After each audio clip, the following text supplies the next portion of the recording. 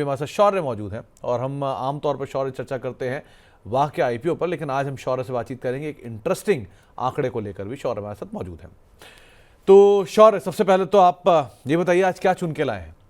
जी, आज हम चुन के लाए हैं, एक मोतीलाल ओसवाल की रिपोर्ट आई थी, इसमें उन्होंने कंपेयर किया था कि जैसे अब मार्केट में काफ़ी ज़्यादा करेक्शन आ गया है, लेकिन फिर भी काफ़ी कंपनियां ऐसी हैं जो ओवर वैल्यूड हैं, कुछ ऐसे जो अंडर वैल्यूड हो गए हैं, और यही सेम काम उन्होंने सेक्टर के लिए किया था।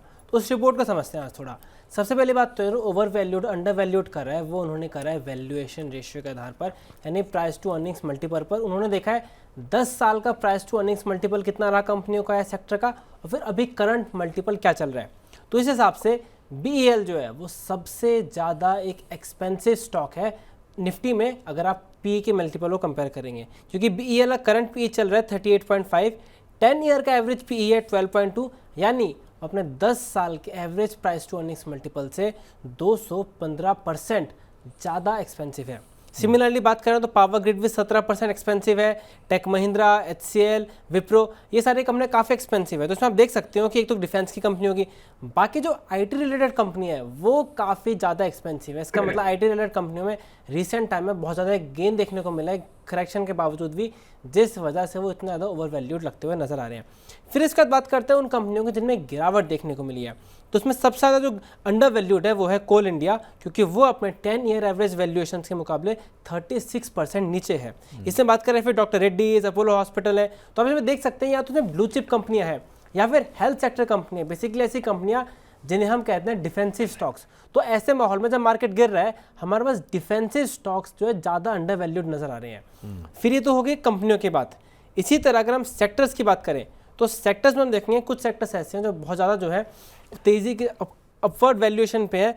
उसमें सबसे ज़्यादा ओवर वैल्यूड है इंफ्रास्ट्रक्चर का सेक्टर। इंफ्रास्ट्रक्चर का सेक्टर देखें तो अपने 10 साल के एवरेज PE के मुकाबले 82% ज़्यादा जो है ओवर वैल्यूड है। Similarly utilities, consumer durable, cement, chemicals, इन सारे सेक्टर में देखें तो कॉमन थीम है, ये है कैपिटल गुड्स। यानी जो सरकार ने इतना कैपिटल एक्सपेंडिचर पर फोकस करा था, इस उम्मीद थी कि कैपिटल सेक्टर पूरा बूम करेगा, उस एंटिसिपेशन में हम देख सकते हैं सारे सेक्टर काफ़ी ज़्यादा स्टॉक्स में तेज़ी से मूवमेंट आया, रनअप आया, और अब वो स्टॉक्स काफ़ी ज़्यादा ओवर वैल्यू लगते हुए नजर आ रहे हैं। सिमिलरली अगर हम देखें कि अंडर वैल्यूड कौन सा सेक्टर है, तो उसमें हमें देखेंगे मेनली कंजम्पशन रिलेटेड सेक्टर, जिसमें आ गया मीडिया को हटा दे तो banking, PSU bank, private bank, auto और रिटेल। ये आप देख सकते हैं ये सारे सेक्टर वो हैं जिन्होंने अपने 10 ईयर एवरेज वैल्यूएशन के मुकाबले अंडर परफॉर्म किया है। यानी जो कंजम्पशन रिलेटेड सेक्टर है, मार्केट में भी इस बात का एंटिसिपेशन है कि अभी तक कंजम्पशन रिलेटेड सेक्टर में अच्छी परफॉर्मेंस नहीं चल रही है, इसलिए ये सारे सेक्टर 10 ईयर एवरेज की जो वैल्यूएशन है उसके भी नीचे काम करते हुए आ रहे हैं। अब आगे आने वाला टाइम में इंटरेस्टिंग चीज़ होगी, क्योंकि सरकार का फोकस कंजम्पशन पे भी घटा है, कैपेक्स पे घटा है, और हम मानते हैं मीन रिवर्जन भी होता है। तो क्या ऐसे मान सकते हैं कि ये जो सेक्टर है जो अंडर वैल्यूड है उसमें ज़्यादा खरीदारी के मौके बन रहे हैं और जो कैपिटल रिलेटेड सेक्टर है उससे निकलना चाहना चाहिए? अब ये भी देखना पड़ेगा कि एक इंटरेस्टिंग पॉइंट यहाँ पे इनसाइट से निकलता हुआ आ रहा है। जरा एक ही करके पहली प्लेट लेकर आइए डायरेक्टर साहब, देखें जरा क्या क्या शौर्य महंगा लेकर आए हैं, क्या क्या सस्ता ढूंढ कर लाए हैं। तो सबसे पहली प्लेट में आपको BEL, power grid, tech Mahindra, HCL, Wipro और M&M, इनके मौजूदा PE आपके सामने है। पहले वाली प्लेट में 38.5 इनका मौजूदा PE है, और ये पुराना PE जो दिख रहा है जहाँ पे करंट PE लिखा है ये 10 ईयर का एवरेज PE है। ये कोई आज का PE नहीं है, ये गलत छपा हुआ है, लेकिन 10 ईयर एवरेज PE है। तो ये 10 साल के PE से 215% ज़्यादा महंगे दिखाई पड़ रहे हैं। विभू सर, दो नाम इसमें से पूछना चाहूँगा, एक नया एंट्रेंट BEL और दूसरा टेक महिंद्रा। आमतौर पर इतनी चाल इनमें आती नहीं थी, लेकिन चाल हाल फिलहाल की जो देखी गई है वो ज़बरदस्त थी। अब इनमें क्या करना चाहिए? सर, BEL जैसे हमें पता है एक अच्छी खासी डिफेंस की कंपनी है, और टेक महिंद्रा एक अग्रेसिव IT सेक्टर का जाइंट है। तो IT सेक्टर इंडिया की कहीं ना कहीं अगर हम बात करें कहीं स्ट्रेंथ रही है, तो टेक महिंद्रा उसी सेक्टर से आता है। तो जिस हिसाब से अगर इसके PE अगर हम मान के चलते हैं सर, तो प्राइवेट सेक्टर का प्लेयर होने की वजह से इसके PE हमेशा ही हाई थे, और इन फ्यूचर में कंसिस्टेंटली और हाई चलते चले जाएंगे, बस शर्ते कंपनी की जो परफॉर्मेंस है उसमें किसी तरह का भी हमें डेंट देखने को ना मिले। तो अगर ऐसा रहता है तो टेक महिंद्रा को हम एक अच्छा यहाँ पे पॉजिटिव मान के चल सकते हैं। और टेक महिंद्रा आईटी सेक्टर में मेरे को उम्मीद है कि अभी कुछ समय से लास्ट 4-5 सालों से आईटी सेक्टर इंडिया का काफी हद तक जूझ रहा है, और अभी आने वाले समय 2-3 साल और जूझने वाला है। लेकिन आईटी इंडिया की स्ट्रेंथ रही है और इन फ्यूचर में भी रहेगी, तो टेक महिंद्रा को वहां पे जरूर फायदा मिलेगा। डील के बारे में अगर मैं आप लोगों से बात करूं, देखो बहुत अभी रिसेंटली में इसने बहुत ही बड़ी रैली दी है, ठीक है। तो मुझे अभी ऐसा लगता है कि इसकी कंपनी की कंसिस्टेंट परफॉर्मेंस अभी और भी आएगी, लेकिन वैल्यूएशन इसका मुझे भी कहीं ना कहीं एक्सपेंसिव नजर आता है डिफेंस सेक्टर की कंपनी होने के बावजूद। अगर आपने किसी ने इसमें एंट्री बना रखी है तो इट्स बेटर कि एग्जिट, जब जब ये स्टॉक ऊपर की तरफ आपको आते हुए देखने को मिले तो आप इसमें से एग्जिट प्लान कर सकते हैं। लेकिन यहाँ से आपको अगर उम्मीद करके चलते हैं कि फिर से एक और तेजी देखने को मिलेगी, तो मुझे ऐसा नजर नहीं आता है। मुझे यहाँ से स्टॉक एक लंबे अवधि में कंसोलिडेशन में ही जाता हुआ नजर आ रहा है, जी। वैल्यूएशन के हिसाब से भी और एक हिसाब से इसने रैली दी है। तो बीईएल थोड़ा कंसोलिडेशन में रहेगा। टेक महिंद्रा के केस में ऑलरेडी तेजी आई है, लेकिन एक बार फिर भी आप नज़र रखिएगा कि मैनेजमेंट किस तरह की कमेंट्री रखती है, उससे बहुत कुछ चीज़ें डिसाइड होंगी। अब जरा दूसरी प्लेट लेके आइए जिसमें सस्ते वाले साइड पे वैल्यूएशन थे, किस तरह की सिचुएशन वहाँ बन रही है। तो पहली प्लेट में तो आपने बीईएल, टेक महिंद्रा ऐसे नाम देखे, लेकिन सेक्टर वाले नहीं डायरेक्टर साहब, जो कंपनी वाली दूसरी प्लेट थी, सेक्टर वाली नहीं। Coal India, doctor Reddy, Apollo hospital, Maruti, Asian paints और टाटा स्टील, इनमें कुछ शेयर अभी भी महंगे हैं।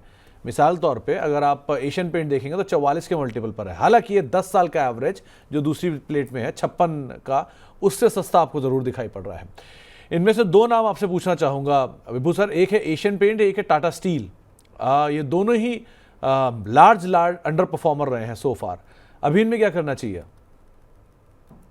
सर देखो, एशियन पेंट के बारे में अगर मैं बात करूँ तो एशियन पेंट एक बहुत ही अच्छी कंपनी रही है, ठीक है। अपने पुराने समय में ये एक बहुत ही बड़ा मल्टीबैगर एसेट क्रिएटर ये कंपनी ऑलरेडी रही है। लेकिन अगर मैं लास्ट 5 ईयर से बात करूं तो ये बहुत ही बुरा परफॉर्म करता आ रहा है। कंपनी की जिस तरह से परफॉर्मेंस है, जिस तरीके से रिजल्ट है, कहीं ना कहीं हमें प्रेशर देखने को मिल रहा है। और कहीं ना कहीं अगर मैं आपसे बात करूं तो मुझे ऐसा लगता है कि जिस तरीके से इसके कॉम्पिटिटर्स इंक्रीज हुए हैं, तो कॉम्पिटिटर्स की वजह से भी इसको एक अच्छा खासा डेंट इंडिया के अंदर देखने को मिल रहा है। तो कंपनी बहुत अच्छी है, पास्ट इसका बहुत अच्छा रहा है, प्रॉमिसिंग कंपनी है, हम उसके ऊपर कभी डाउट नहीं कर सकते हैं।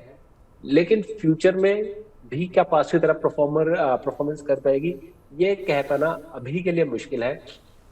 तो इस कंपनी को हम वेट एंड वॉच की लिस्ट में जरूर इसे रखना चाहेंगे। लेकिन अगर आप उससे पूछे कि अगर क्या हम इसमें ट्रेडिंग के हिसाब से या छोटी अवधि के लिए या अभी अगर हम इसमें रिस्क लेना चाहें तो क्या ले सकते हैं, तो मेरा जवाब होगा जी हाँ, इसमें अभी हम एक छोटा सा रिस्क जरूर से ले सकते हैं, क्योंकि बहुत अच्छे लेवल्स पे ये अवेलेबल है, काफी अच्छे टाइम से एक तरह से हम कहेंगे कि कंसोलिडेशन में भी चल रहा है और अपने बॉटम आउट के लेवल्स के आसपास ही मिल रहा है। अगर मैं बात करूं तो लगभग 2021 के लेवल के आसपास पे लगभग ये कंपनी मेरे को अभी अवेलेबल हो रही है 2200 रुपए की रेंज में। टेक्निकली इसके अंदर अभी एंट्री बना सकते हैं, लेकिन अभी कंपनी पे प्रेशर है। और दूसरी कंपनी आपने मुझसे बोली है Tata steel. Tata steel sir बहुत अच्छा वेल रिनाउंड ग्रुप है। टाटा ग्रुप पे